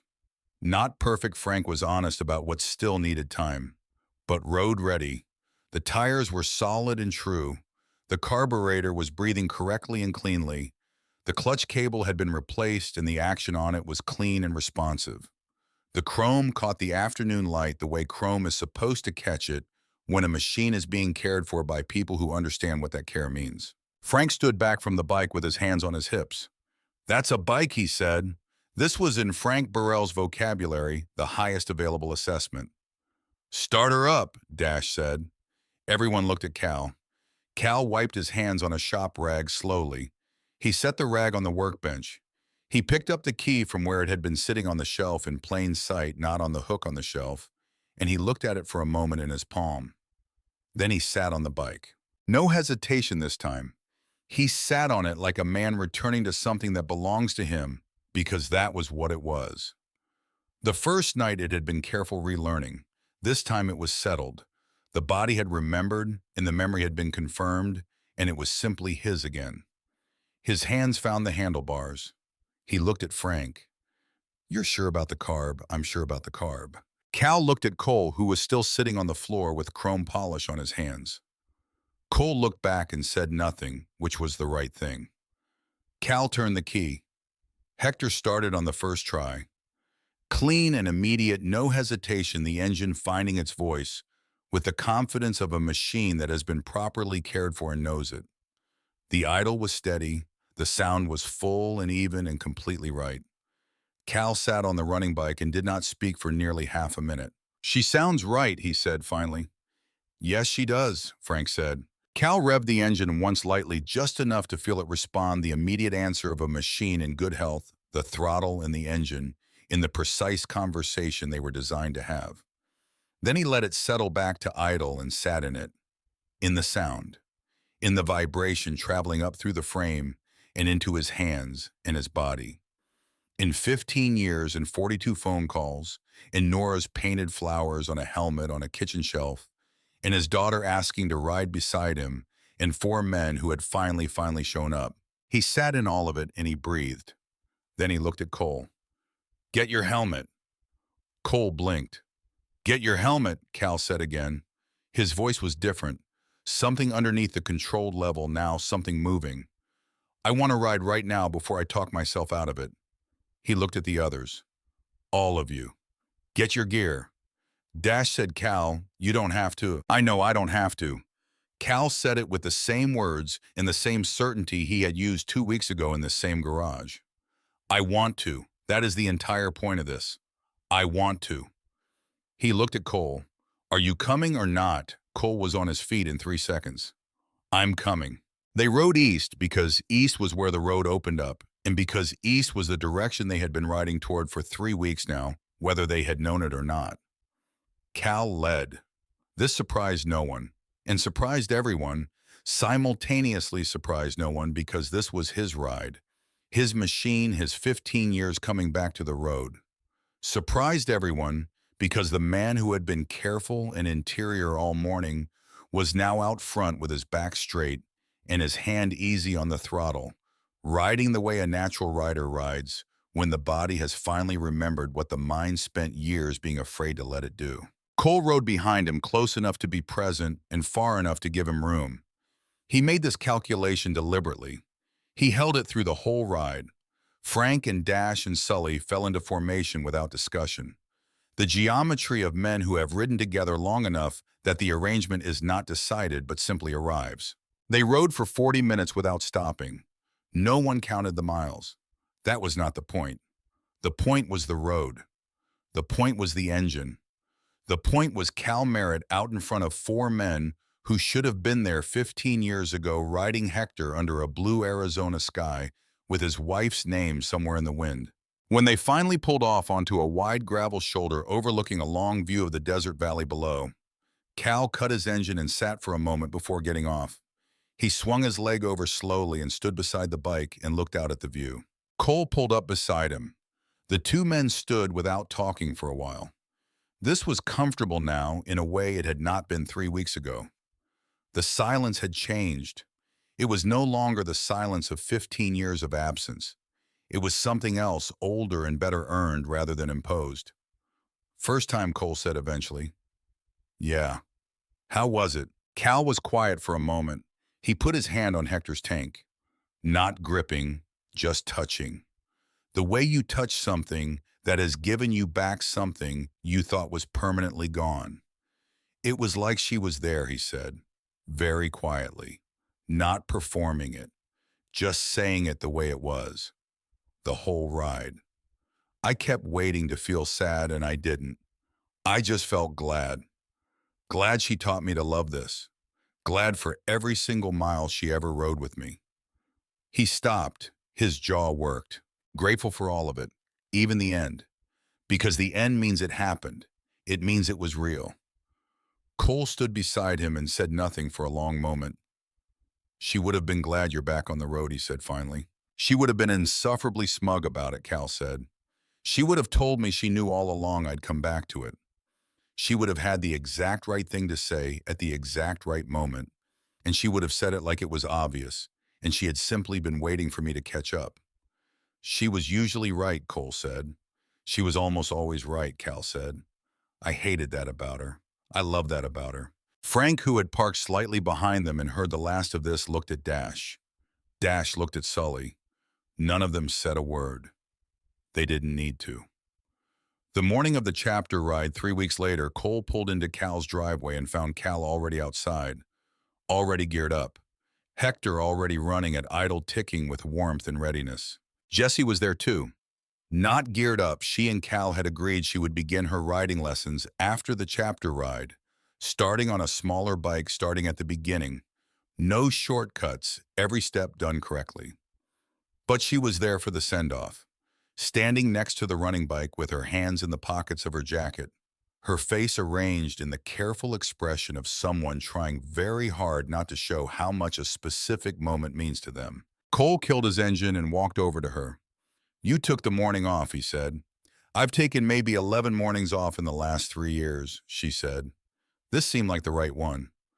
Cole nodded. He looked at Cal. You sleep, some Cal said. That's more than me. Cal raised an eyebrow. Nervous, I want today to be right for you, Cole said simply. That makes me nervous. Cal looked at him. The long reading look, the one that goes past the surface of a person and waits to see what's actually underneath. It's already right, Cole, he said. It was already right when you knocked on my door. Cole took a breath, held it, let it go. Today is just riding, Cal said. We're good at that. We're great at that, Cole said. Don't push it. There he is, Cole said. And this time he smiled fully. The kind of smile that lives in 30 years of shared language between two men who have finally found their way back to each other through the only route available, which was the long one, the hard one, the one that required someone to finally stop running and turn around. The chapter had assembled at the usual meeting point, a wide parking lot 12 miles east of town, the lot they had been using for this annual ride for 2 decades. 47 bikes. When the count was done, men and women from 3 chapters spanning 2 states, all of them understanding in some version that today was different, that there was a specific reason the annual ride had been given a new name this year, the Nora Merritt Memorial Ride. Frank had put it to the full chapter 4 weeks earlier. Nobody had objected. Some of them had known Nora. All of them knew Cal. All of them knew some version of the story, the 3 years, the accident, the silence, the long absence that had ended on a Tuesday in a diner when a 23-year-old woman had looked out a window at a parked motorcycle and said something casual that changed everything. When Cal rode Hector into that parking lot, the sound of 47 engines idling went quiet. Not because anyone organized it, not because anyone signaled, because it happened the way things happen when they are supposed to naturally without choreography, the assembled crowd understanding, without being told that the man arriving deserved to be heard coming in. Cal rode slowly into the silence. He looked at the bikes and the riders and the road gear and the chapter patches and the faces of people he had not seen in 15 years and people he had never met. And he sat on Hector at idle for a moment in the particular silence of 47 engines giving way to one. Then someone started clapping. Then someone else. Not organized, not rehearsed, real. The way real things happen because they are true, because they cannot be helped, because some moments simply demand acknowledgement. And the people present for them understand this without needing to be told. Cal didn't know where to look. This was visible on his face, the genuine disorientation of a man who has been alone long enough that being welcomed back felt like a language he had almost forgotten how to hear. Cole rode up beside him. "You okay?" "I've been better," Cal said. His voice was rough. "I've also been a hell of a lot worse." "Can you ride?" Cal looked at the road ahead. The highway east, the canyon route, the two-night camp, the whole run they had been doing every year for 30 years. The road he had missed 15 of. "Yeah," he said. "Let's go." They rode for 6 hours the first day. The landscape changed as they climbed the flat desert, giving way to elevation, the air cooling in increments, the scrubland transitioning to rock and then to pine. The quiet of high country that is different from desert quiet. Fuller. Something in the altitude that changes the acoustic quality of everything. Cal did not struggle. This was the thing Cole had been quietly afraid of, that the road would be too much too soon, that 15 years of absence would show in his riding. But Cal Merritt rode like a man who had been doing this the whole time. Like the years of not riding had not taken the thing from him, but had simply kept it stored it intact somewhere interior, waiting for the moment when he was ready to reach in and take it back. On the second night around a camp in the canyon, with the temperature dropped to something honest, and the stars doing what canyon stars do, Cole sat beside Cal away from the main group, the fire between them, the sound of the others at a comfortable distance. They talked, not repairing anything, not accounting for anything, just two men who had known each other for decades talking the way you talk when you have finally gotten past the thing that was between you and found that on the other side of it, you still recognize each other, that the person you knew is still there. "I'm going to tell you something," Cal said, "and I don't want you to make it into a large thing." "Okay. I'm glad you came to the diner, not because it fixed anything or because I needed rescuing." He looked at the fire. "I'm glad because it reminded me that I was still someone worth coming for." I had stopped believing that. He paused. "You can get there when you're alone long enough. You can arrive at a place where you've genuinely forgotten that you're the kind of person someone would cross a state for." I had been the only person in my own life for so long that I had started to believe that was simply the accurate accounting, that I was a one-person story now, and that was the whole of it. Cole sat with that. "Jesse kept me alive," Cal said. "I want to be honest about that. She was the reason I got up every day, but she couldn't remind me of who I used to be because she never knew that man. She only knew the after." He looked at Cole. "You knew the before. All four of you knew the before. And when you sat in my living room and said 42, I remembered that the before was real, that I hadn't invented it, that the man I used to be actually existed, and that his life actually happened." "You were the best of us," Cole said. "You always were. Don't make me a saint. I was difficult and stubborn, and I asked more of people than I should have sometimes." "You asked for the minimum," Cole said. "We just couldn't meet it." Cal looked at the fire for a while.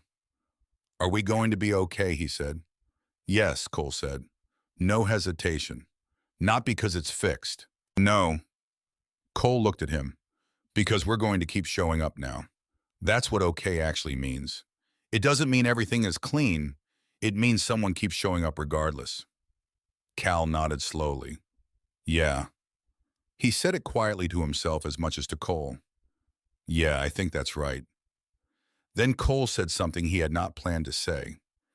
It arrived without announcement, the way true things sometimes do when the conditions are finally right for them. "I need to tell you something," he said.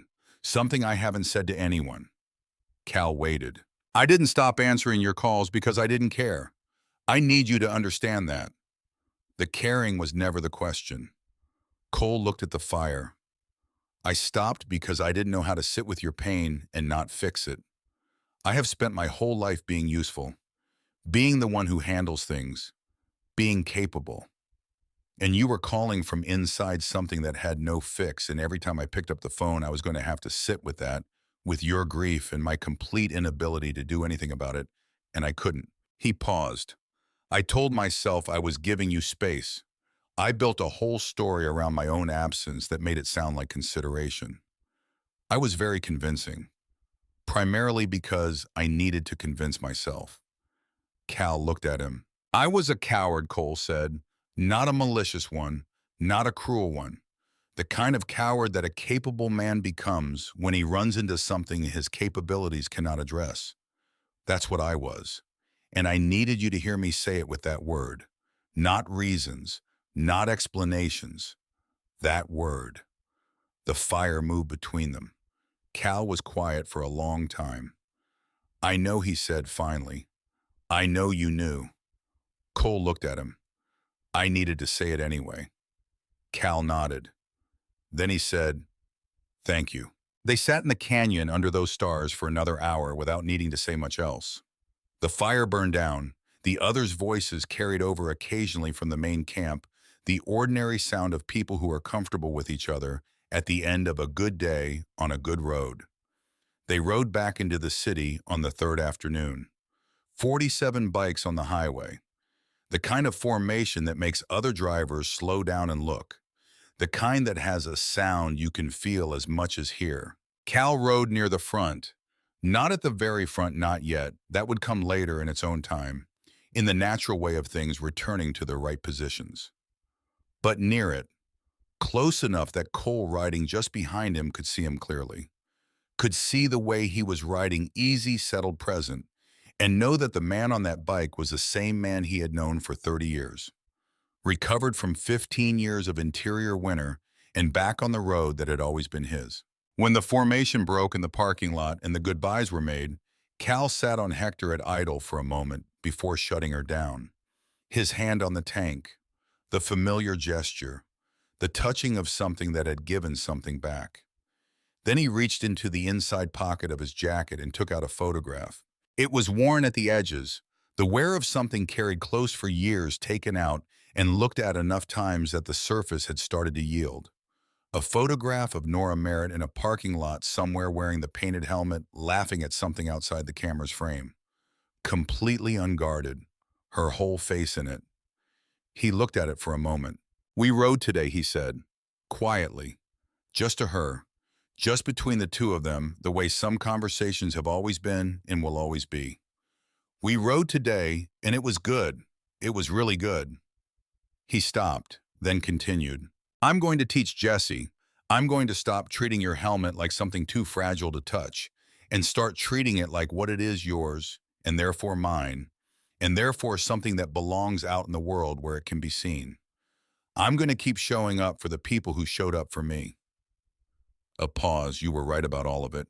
You were right about the bike. You were right about these people. You were right that I would come back to the road when I was ready. His voice was steady. I was just late. You know how I am. He sat for one more moment, the parking lot around him returning to its ordinary sounds, engines, cooling voices, the last of the afternoon light going warm across everything.